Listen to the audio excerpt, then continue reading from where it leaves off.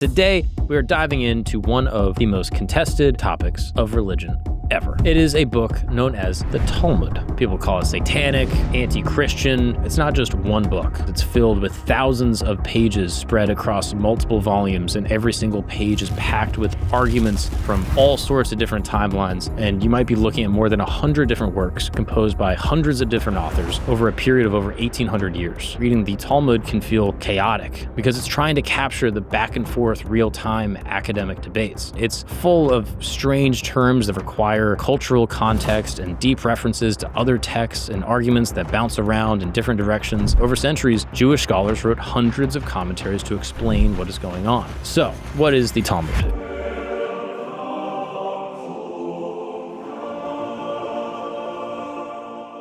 What's up, people, and welcome back to Religion Camp. My name is Mark Gagnon, and thank you for joining me in my tent where every single Sunday we explore the most interesting, controversial, and fascinating stories from all religions from around the world from all times. So, we got a lot of stuff to cover. But, as always, I'm joined by my dear friend, Christos. How are you, Christos? Oh, I'm so glad. All right. We don't have time to just be jibber-jabbering all day because today we are diving into one of the most contested, but also fascinating topics of religion ever. In my opinion, it is a book known as the Talmud. It has been called many things over the centuries, and on Twitter nowadays, people call it satanic, anti-Christian, a blueprint for world domination. But here's the thing, most people that make these claims have never actually read it. They're just kind of repeating things that they have been told for centuries. And as a matter of fact, you can kind of track all of these crazy accusations back to one guy, this dude in medieval France who got ousted from a Jewish community, decided to get revenge by convincing the Christians that the Jewish texts were dangerous. And then later, the Nazi party was able to use these same accusations to then fuel their propaganda, and thus the story goes on. But in order to understand where these accusations come from and why people feel this way, we need to first understand what the Talmud is. Now, let me just say, I'm not Jewish. I was not raised Jewish. I have not read the Talmud, but I've done a decent amount of research, and I feel like I have a grasp on generally what it is and why people misunderstand it. So let me just put that out there first to say, if there are any Jewish rabbis or Talmudic scholars and I miss anything of this or I get anything wrong, please feel free to correct me in the comments. I would love to know what I mistakenly put in here. Additionally, if you've never heard of this or this is all news to you like it was to me, I would love to know what your thoughts are. Please drop a comment in there.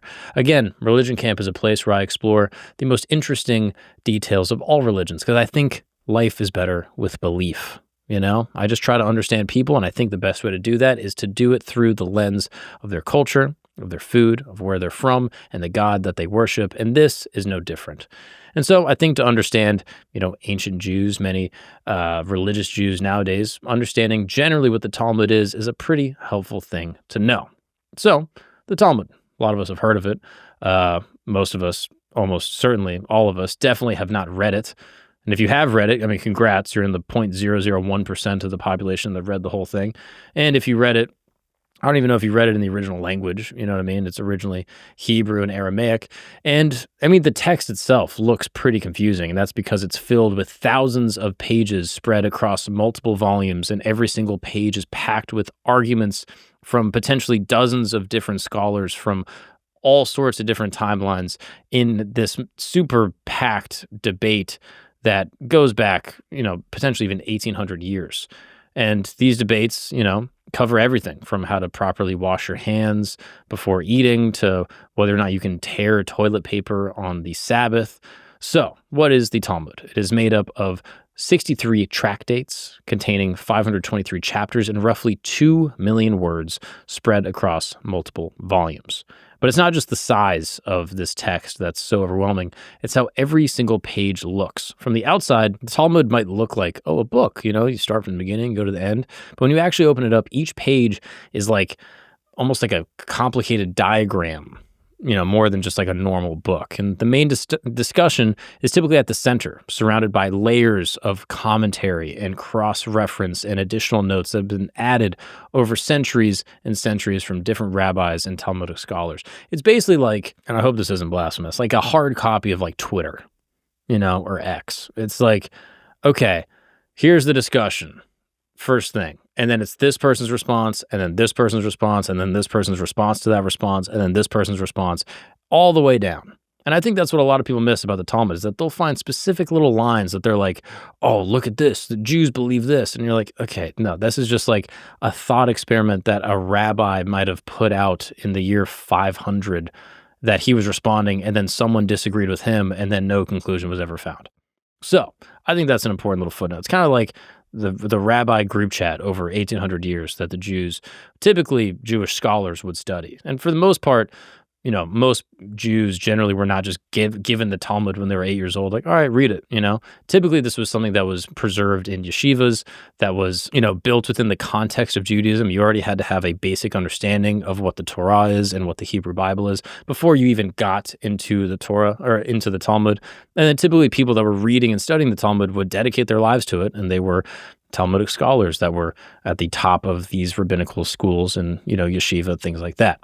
So in order to understand the Talmud, you got to know it's not just one book. A typical volume of the Talmud isn't a book at all. It's more like a library. It is many different books, and you might be looking at more than 100 different works composed by hundreds of different authors over a period of over 1,800 years. But all of it is somehow woven together into what looks like a single text, but it is not.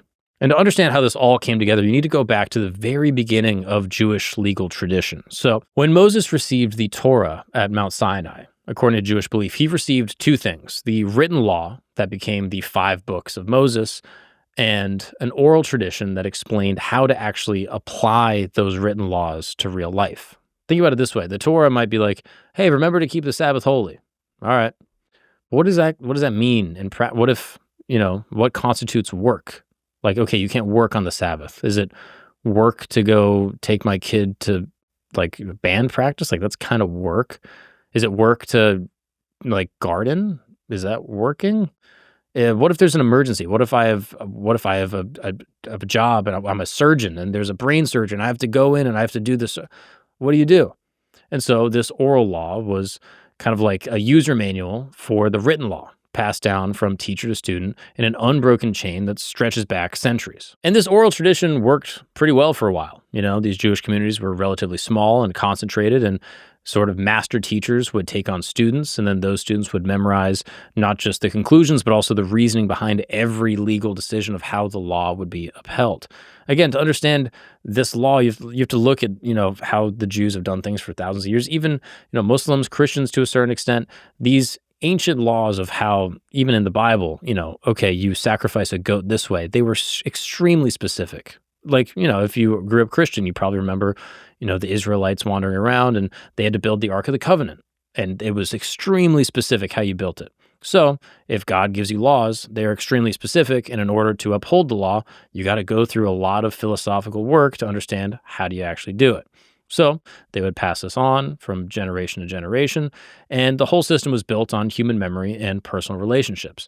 But by the end of the 2nd century AD, the system started to break down. The Jewish community had been scattered across the Roman Empire after the destruction of the temple in 70 AD and the failed Bar Kokhba revolt in 135 AD.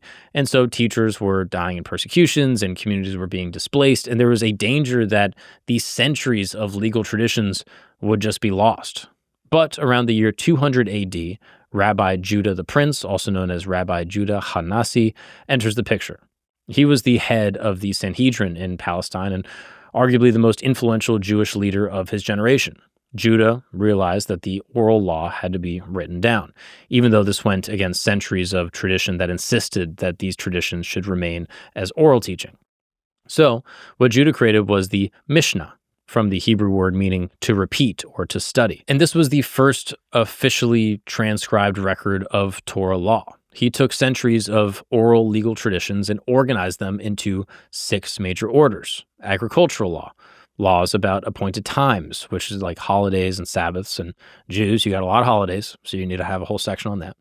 Laws about women and family relationships, civil and criminal law, laws about sacrifices and temple service, and then laws about ritual purity. And within each order, he created multiple tractates that cover specific topics. And the Mishnah wasn't just a collection of laws, it was a culmination of everything that could be thought of around the law. But here's the thing that made it both brilliant but also problematic. The Mishnah wasn't just a collection of laws. It was a legal, philosophical masterpiece. These weren't detailed legal explanations. They were more just like legal shorthand designed to trigger the memory of the students who learned the fuller explanations orally. Judah had to take hundreds of years of legal discussions and debates and decisions and create this systemic legal code that could serve Jewish communities wherever they were scattered around the world. And he preserved minority opinions alongside majority rulings, included different schools of thought, and created a text that was both authoritative and comprehensive. But a single line in the Mishnah might represent hours of discussion and debate that students were just expected to know by heart because they had already been taught it orally. And so this is what happened next. The moment the Mishnah was completed, Jewish scholars in academies across the Jewish world began doing what Jewish scholars do. They started arguing about what the passages actually mean. How should the laws be applied? What happens when two rules seem to contradict each other? And these discussions were happening simultaneously in the two major centers of Jewish learning. In the Middle East, around the Holy Lands, in Jerusalem and Palestine, where the Mishnah had been compiled, and Babylon, where a large and increasingly influential Jewish community had been established. And both communities were creating their own traditions of commentary and interpretation around the time of the Mishnah text. And this is where we get an important distinction between two Talmuds. The word Talmud literally means study or learning, and it refers to the combination of the Mishnah plus the commentary that grew up around it. And the commentary itself is called the Gemara, from the Aramaic word meaning completion or the tradition. So the Roman Empire, as it was becoming more Christian, was causing the Jewish community to generally decline. So you have the Palestinian Talmud, also called the Jerusalem Talmud or the Talmud Yerushalmi. And that was completed around 400 AD, but it was shorter and less comprehensive than what was being developed in Babylon. Meanwhile, in Babylon, the Jewish community was thriving. Under the Sassanid Empire, Jews pretty much just enjoyed regular life. They had their own courts, their own educational systems. They had their own political leadership under figures called the Exarch. The Babylonian academies, particularly those at Sura and Pumbedita, became the Harvard and Yale of the Jewish world, basically attracting students from across the known world that wanted to study at these Babylonian, basically proto-yeshivas. And the scholars at these Babylonian academies had something that the Jerusalem academies lacked. They had time, they had resources, and above all, they had freedom. So they could spend decades developing these complex legal arguments, preserving multiple viewpoints, and creating detailed records of all of their discussions. I mean, that's a really interesting point, that they would include the majority ruling, but also the minority ruling. So oftentimes people might look at a random line and be like, whoa, that's crazy. And be like, yeah, well, they agreed. And that's why it was the minority ruling. And then the majority ruling took over and said, yeah, that's not really what we do. But we're including that so that the scholars later can understand the entire context of where this comes from. So the Babylonian Talmud, or the Talmud Bavli, wasn't completed until the beginning of the 6th century, around 500 AD. But when it was finished, it was massive. I mean, 2,700 pages in the standard edition, nearly 4 times the length of the Jerusalem version. It also went way deeper than the Jerusalem version, causing the Babylonian Talmud to become the go-to version for studying. Instead of just a couple opinions on an issue, it gave long, detailed debates with tons of different rabbis weighing in. They tackle the same question from every angle and really break it down.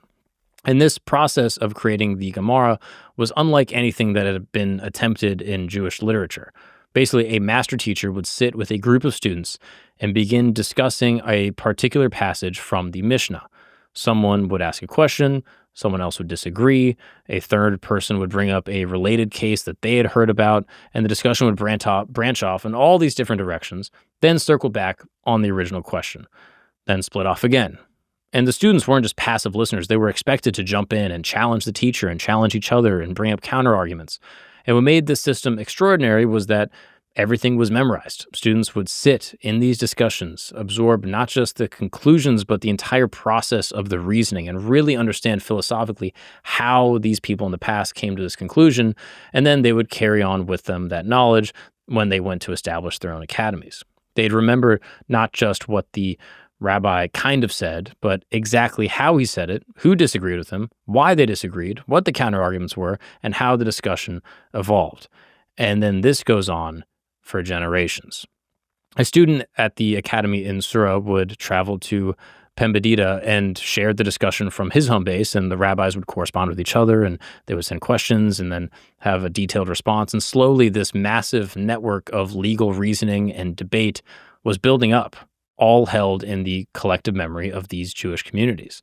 Then eventually, these scribes began the massive task of recording these oral debates and then turning them into the written text that we call the Gemara. But even when they wrote it down, they tried to preserve the feel of these original conversations. And that's why reading the Talmud can feel chaotic, because it's trying to capture the back and forth real-time academic debates.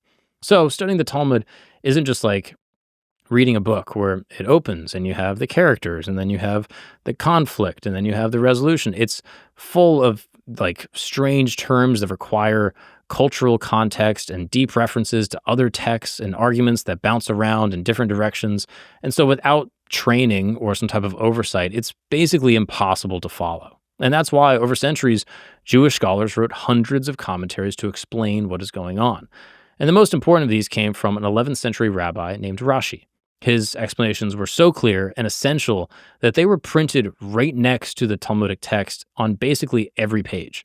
But Rashi, again, he's not the final word. His students and his descendants added their own takes, known as the Tosafot, which offered alternative views, and they asked new questions and challenged even his ideas. So nothing that any rabbi would really put into the Talmud became doctrine. That would have to be agreed on by a much later rabbinical council. Instead, it was just putting ideas out there and other people would challenge them, literally just like a Twitter thread.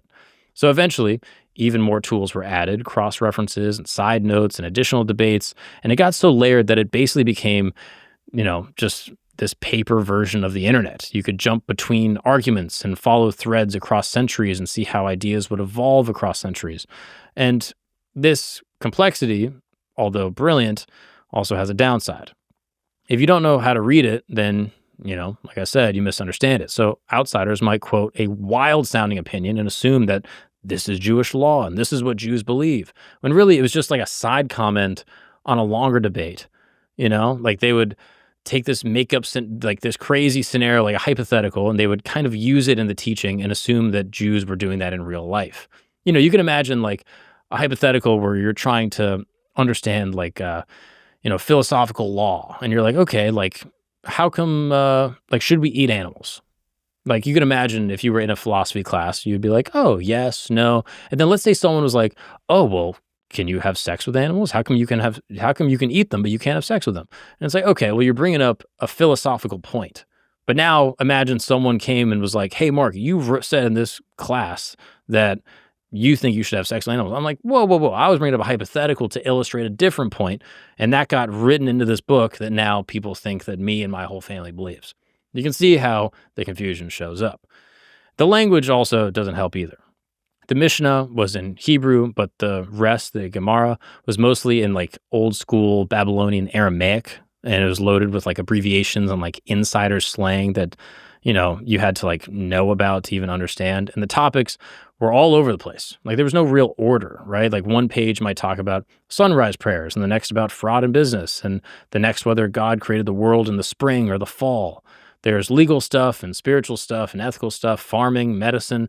It's incredibly wide-ranging, which also made it really easy for people to cherry pick weird bits and then rip them out of context and then use that to attack the entire thing. And this is where a guy named Nicholas Donin comes in. He knew the Talmud inside and out. He knew where it was vulnerable. He knew how to spin it for an audience that didn't speak the language and didn't understand the writing. And with a few quotes, with not a ton of context, he turned centuries of legal thought into something that kind of looked threatening, and that's exactly what he did. For over 700 years, the Catholic Church didn't really pay attention to the Talmud, right? It was reserved for specific, Jewish scholars at yeshivas that they would debate their own laws, and, it's fine. But then that all changes. So Donin was a Jewish scholar from the La Rochelle area of France, and he knew the Talmud very well, but around 1225, he was excommunicated from his Jewish community. We don't know exactly why, but the result was basically full isolation. In Jewish life at the time, excommunication really meant losing your identity and your community and your status. And it wasn't just being shunned. It meant that you couldn't participate in prayer or do business or even be buried alongside your own family. You were just completely cast out. You were invisible, just a ghost in your own town. But instead of moving on quietly, he got pissed and he wanted to get revenge. So he converted to Christianity, obviously the, largest, religious order in all of France at that point, and he joined the Franciscans, a powerful, well-connected Catholic order. And he didn't just convert, he used his knowledge of Jewish law to make the Talmud look very dangerous to the church. Donin had spent years studying Christian theology and figured out what would shock church officials, and he compiled a list of all the Talmudic passages taken out of the original context, just the lines themselves, and said, hey, this is blasphemous and anti-Christian. And in 1236, Donin brought his accusation of Pope Gregory IX and presented his 35 specific charges against the Talmud, complete with quotes and references, and the Pope kind of believed him. I mean, he didn't speak Aramaic. He wasn't going to go and check it. So in 1239, he issued a papal bull ordering all copies of the Talmud to be seized across Europe. But most monarchs had no interest in stirring up a religious conflict over a text that they didn't even understand. Also, the Jewish communities were often under royal protection and filled roles within the industry through, like trade and medicine and finance. But France was different. At the time, France was ruled by King Louis IX, the same Louis who would later be canonized as Saint Louis. He was deeply religious, and he saw this not just as an order, but a holy mission from God. So when this order arrived in France, Louis didn't just seize the text, they were going to be judged. This marked the first time in Europe that a religious text, central to Jewish life in many ways, was going to be put on trial, all because one excommunicated Jew knew how to manipulate a lot of Christians into fear. What happened next was supposed to be a debate between Donin and the Jewish rabbis, but it was kind of lopsided to start. So on March 3rd, 1240, while Jews across France were gathered in their synagogues for Sabbath services, King Louis IX gave direct orders to French authorities to raid Jewish communities throughout the kingdom and take every copy of the Talmud that they could find. This came just a few months after the papal bull was issued. What's up, guys? I'm on the road. That's right. I'm going to Chandler, Arizona, San Diego, California, Burlington, Vermont, Montreal, Toronto, Detroit, and a bunch of other dates that I will be adding to my website, markgagnonlive.com. I would love to see you guys there. Obviously, if you don't know, I'm a stand-up comedian, and stand-up comedy is my passion. It's the thing I love to do, and seeing you guys all come out to the shows truly makes my life. I hang out after the show and say what's up to everybody, so if you want to come through, check out the show, say what's up to me. It would mean the world. You can see me at all these dates and more on my website, markgagnonlive.com, and I'll see you guys on the road. The Jewish communities were kind of stunned. For centuries, they had lived under various Christian rulers and sometimes faced restrictions on their commercial activities or where they could live, but the religious texts had never really been an issue. Now, suddenly, one of the books so central to their, yeshivas and their scholars was being taken away by these royal officials. But Louis IX wasn't finished. Having seized the books, he wanted to make sure his actions were justified in the eyes of God and of the church, so he arranged for something that had never been done before. He did a trial of the book. And in June of 1240, 4 of the most prominent rabbis in France were summoned to appear before the royal courts. These weren't just any Jewish leaders, they were infamous intellectual figures from within French Judaism. Rabbi Yechiel of Paris led the country's most prestigious yeshiva and was widely regarded as the foremost Jewish scholar in Europe. And Rabbi Moses of Coucy was a respected legal authority whose writings were studied across the Jewish world. And alongside them were 2 other rabbis, Rabbi Malun and Rabbi Samuel ben Solomon, and were highly accomplished scholars in their own right and had, their own major Jewish learning institutions.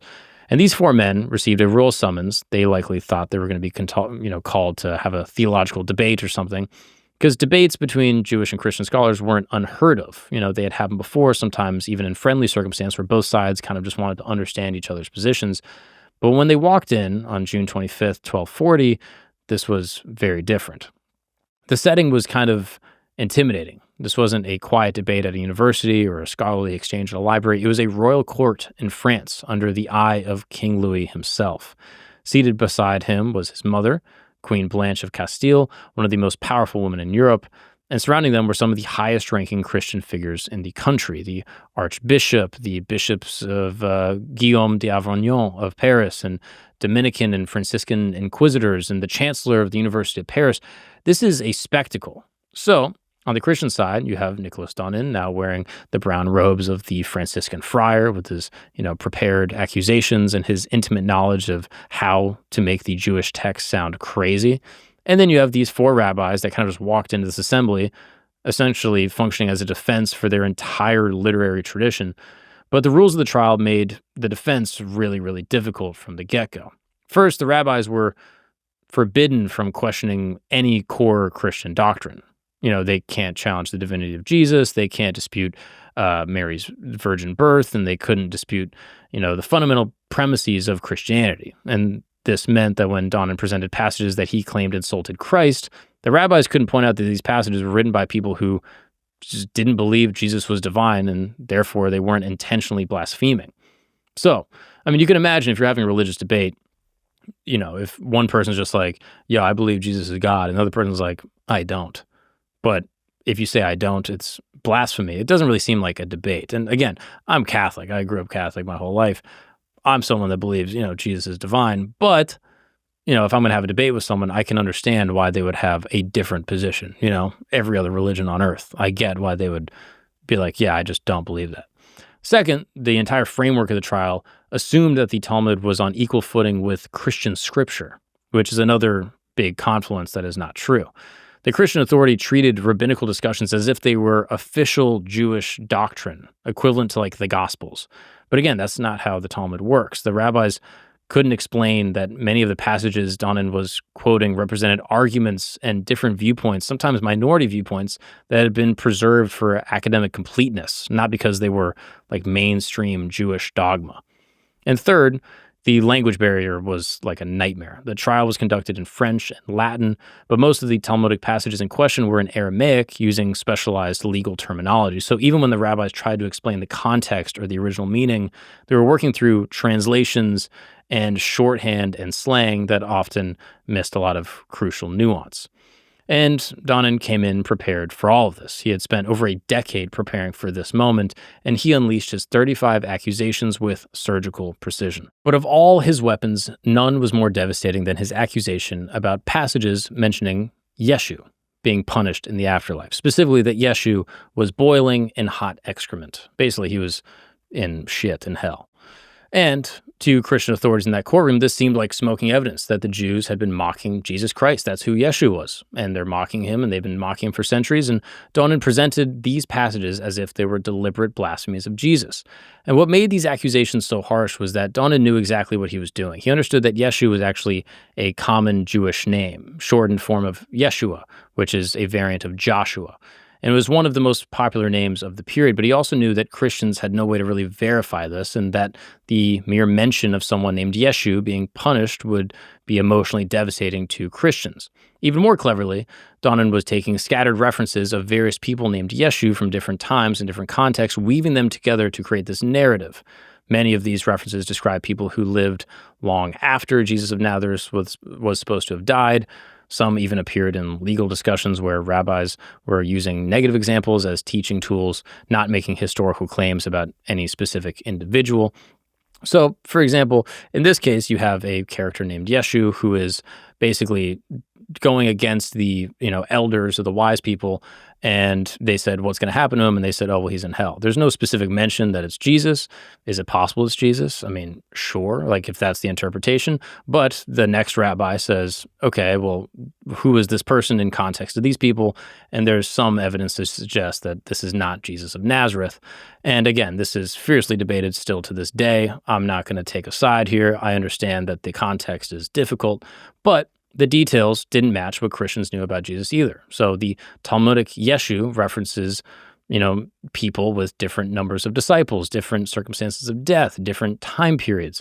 But he presented them as if they were all the same person, Jesus Christ. And if they represented official Jewish doctrine rather than scattered legal examples or historical references or teaching tools, then maybe people would understand it differently. Rabbi Yechel, serving as the lead Jewish representative, pushed back. within the strict boundaries of the court. And when Donin cited these passages about Yeshu, claiming that they were attacks on Jesus, Yahel delivered a rebuttal, and one of the most memorable rebuttals in Jewish-Christian debate. He explained that Yeshu was a common name amongst Jews and that the text in question wasn't necessarily referring to Jesus at all. He said, "Not every Louis that's born in France is the king." Yahel tried to explain that in many of these passages, Donin was quoting was either hypothetical, legal scenarios or used as a teaching purpose, minority opinions preserved for scholarly completeness, or discussions that had been taken out of context completely. He attempted to demonstrate that the Talmudic method of preserving multiple viewpoints, even the unpopular ones, was actually a sign of intellectual honesty, not evidence of some type of malicious intent. But the rabbis were fighting an uphill battle, because these guys kind of already made up their mind. The Christian authority, they weren't really interested in understanding like deep-cut legal methodology or debate techniques. They were already convinced by Donin that the Talmud was dangerous and that they were looking for confirmation, not a genuine conversation. So the very existence of a negative reference to anyone named Yeshu was enough to confirm their worst suspicions. So the trial went on for 3 days, and each day Donin presented more accusations that the rabbis attempted to respond to within the limitations that they faced, but each day it became clear that this wasn't really a trial at all. And on the final day, the Christian authorities declared that Donin's accusations had been substantiated and that the Talmud was condemned as containing blasphemies against Christianity and Jesus Christ, and was declared unfit for Jews to possess it in a Christian kingdom. But even after this condemnation, the actual destruction took nearly 2 years to arrange. The church wanted to make sure the destruction would have maximum impact, both as a demonstration of Christian authority and as a warning to Jewish communities around Europe. So, by June of 1242, in Paris, this is where the sentencing was supposed to be carried out. 24 cartloads of Jewish manuscripts were brought to a massive bonfire and burned while crowds watched. And most people estimate that up to 10,000 individual volumes were burned, which is a massive loss when you remember that every single one of these books was handwritten for months or even years at a time. I mean, the printing press still wouldn't be invented for another 200 years. And these weren't just religious texts that could be replaced. Many of these manuscripts had unique discussions that existed nowhere else, maybe added in by a contemporary rabbi of the time, and they were burned, and centuries of intellectual discussion just went up in smoke. Now, you might think this is just like a medieval incident, but Donin's accusations became a template that would be used much later, even by the Nazis. And the approach is pretty simple. Take real passages from this Jewish book, kind of contort what they meant, and present your version of people who couldn't read the original text anyway. So within a few decades, you start seeing the same thing happening across Europe. In 1263, another Jewish convert named Pablo Cristiani convinced the king of Aragon to put the Talmud on trial in Barcelona, and he used almost the exact same accusations that were made in France. This time, the Jewish defender was a rabbi named Nahamides, who actually did a better job defending the text than the rabbis in Paris, and the result was basically the same. Jews were told to remove anything that the Christians didn't like from their books or else. So, by 1553, the Inquisition ordered Jewish books destroyed throughout all the papal states, and thousands of volumes were burned in Rome and Venice, and other Italian cities followed along. And every time they used the same basic accusations that Donin had come up with 300 years earlier. And this kept on happening because Donin had figured out something that made attacking Jews much easier. Before him, if church authorities wanted to go after Judaism, they had to argue theology, who was right about God, what the Bible really means, that sort of thing, right? And Jews could basically present their own theological tradition, and they could just kind of present what they believe in their debates. But Donin gave them something much simpler. He made it look like the Jews were secretly attacking Christianity in their own books. And that changed things completely. Instead of, we think your religion's wrong, it became, look at what you're saying about our religion in your secret texts. And it was much harder for Jews to defend because most Christians couldn't read Hebrew or Aramaic, so they just had to take Donin's word for it. What's wild is how little these accusations changed over time. So a pamphlet from 1500 would quote the same Talmudic passages that Donin had used in 1236 with the same interpretation. It was like the lies just got frozen in time and just passed down from one generation to the next. And when the Protestant Reformation happened, it actually made things worse. Martin Luther initially tried to convert Jews to his version of Christianity, and when that didn't work, he got angry. His later writings about Jews drew heavily on all these old anti-Talmud accusations. And since Luther was so influential, that meant Protestant countries were just as likely to believe the stuff as the Catholic ones. So by the 17 and 1800s, these claims had become so common that people didn't even remember where they came from. They were just things everyone knew about this, mystical Jewish text. Then came the 20th century, when the Nazis picked up where the medieval church had left off. The book burnings in Germany in 1933 weren't just targeting modern Jewish writers. They were going after the same texts that were burned in Paris and Spain. Nazi propaganda about Jewish books used the same language that Nicholas Donin would have recognized basically immediately. Alfred Rosenberg, one of the Nazi Party's main ideologists, wrote that the Talmud used arguments that were basically medieval church propaganda with some, racial theory mixed in.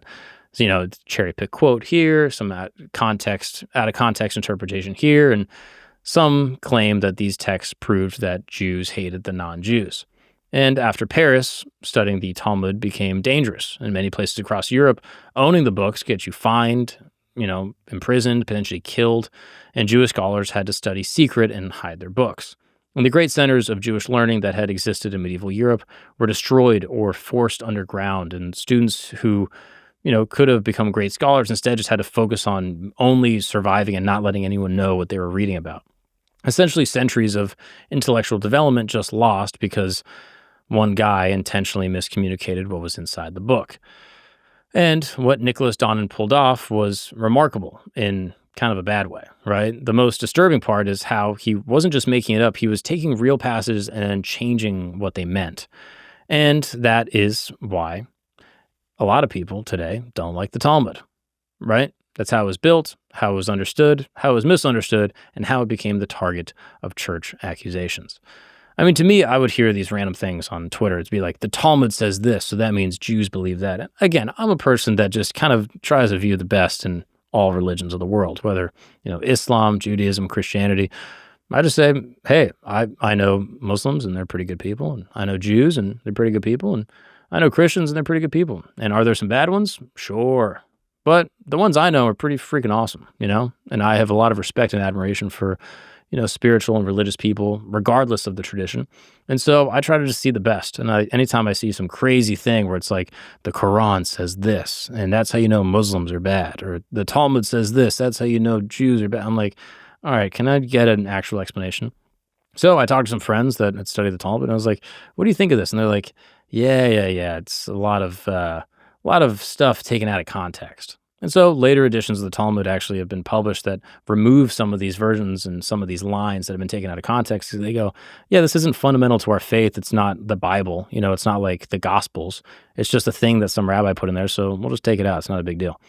And to me, I think that's one of the biggest confluences that people, Christians maybe specifically, might look at the Talmud and be like, this is the gospel. This is literally the word of God. And it's like, it's not the word of God. This is the word of some rabbi from back in the day that's responding to a different rabbi, going on a tangent about a different thing that a different rabbi wrote. So to me, it seems like a miscommunication. And ultimately, I don't know. I'm not afraid of the Talmud. Maybe I'm naive, but I see these things on Twitter. I'm like, it just seems like ancient Jews talking about ancient Jew stuff.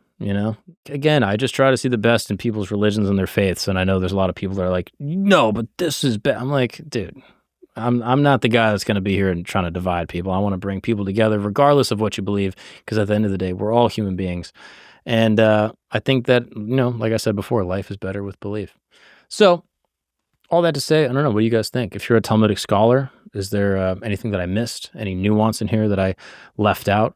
If you're someone that never has heard of the Talmud before, maybe you heard some of the stuff that, people that are terrified of the Talmud will write on Twitter. What did you think of this? Did this make more sense? Did it kind of contextualize like what it's actually for and how it's used? I'd love to know your thoughts. And if I missed anything, let me know. I'll do an updated video and correct and add any addendums to the conversation. But anyway, this has been another episode of Religion Camp. Thank you guys so much for tuning in. We do these every single Sunday, covering every religion from around the world, from all times. So I will see you guys in the tent. Thank you so much, and peace be with you. What's up, people? Quick announcement. If you are a fan of Camp Gagnon or Religion Camp, I have great news because we are dropping History Camp. That's right. This is the channel where we're going to be exploring the most interesting, fascinating, controversial topics from all time throughout all history. Right? You probably know about Benjamin Franklin, Thomas Jefferson, Nikola Tesla. Interesting figures from history, and you probably learned about them in school, and they were pretty boring, but not here. No. As you know, I was raised by a conspiracy theorist, so I'm going to be diving deep into all of the interesting, strange, occult, and secretive societal relationships that all of these famous, influential men from our shared past have. So if you're interested, please go ahead and subscribe to the YouTube channel. It will be pinned in the description as well as the comments. And if you're on Spotify, this doesn't really apply to you, but these episodes will be dropping as well. Just go ahead and give us a high rating because it really helps the show.